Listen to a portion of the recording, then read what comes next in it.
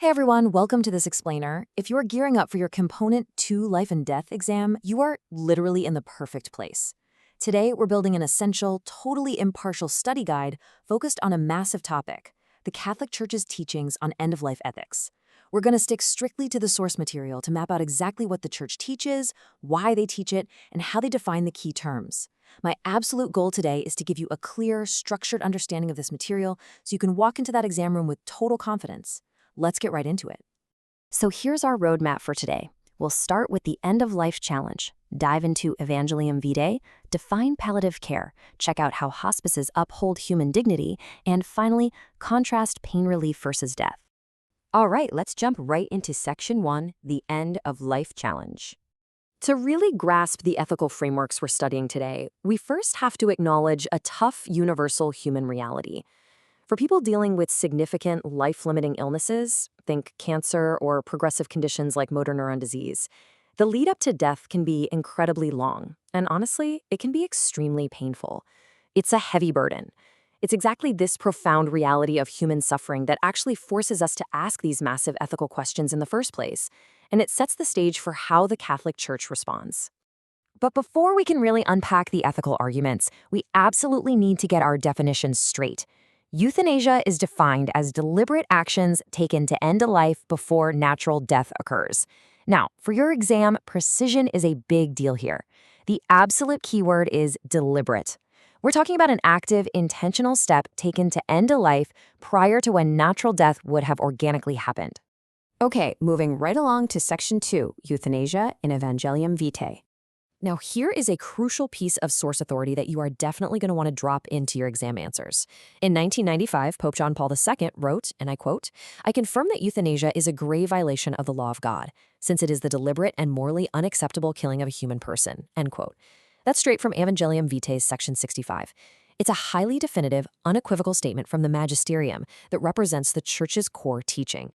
So let's break down exactly why the Church takes this stance, based on the text.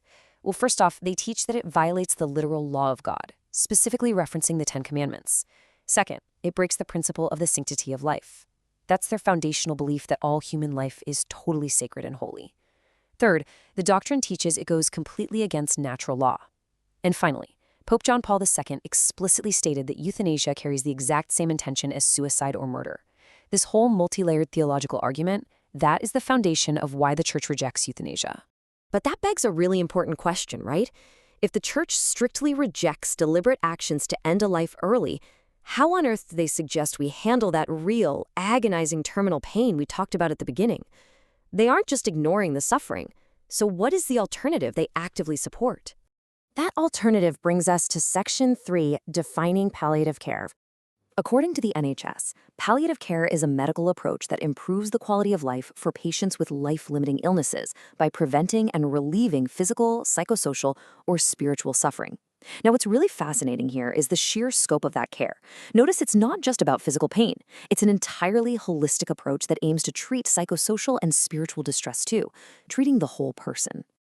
If we drill down into the specific aims, it's all about pain control and dignity. The goal is to accurately assess and treat pain right away.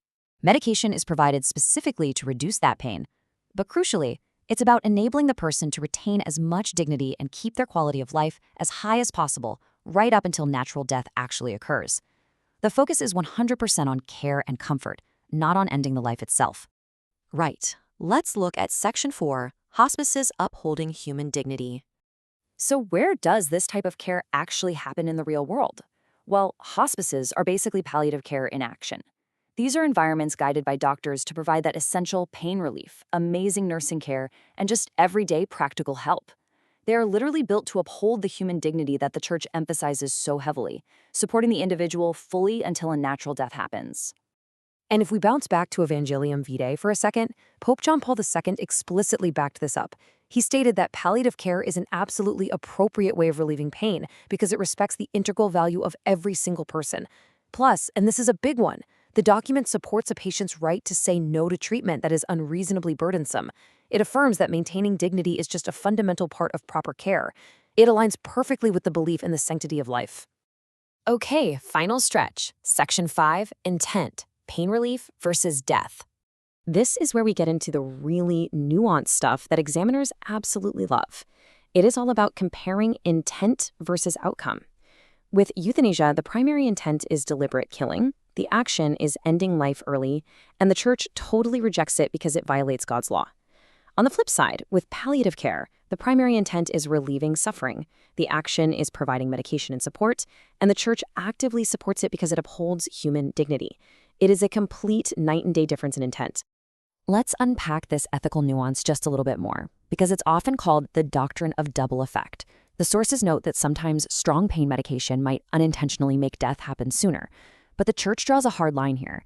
If the pure intent is to control pain and hastening death is just an accidental secondary effect, that is morally acceptable. That is vastly different from an intent to kill, where deliberate actions are taken with the sole primary purpose of ending a life. It all boils down to what you are actually intending to achieve. Wow, we have covered a ton of crucial ground today. Let's wrap this explainer up by putting your knowledge to the test. Here is a perfect practice question for your exam.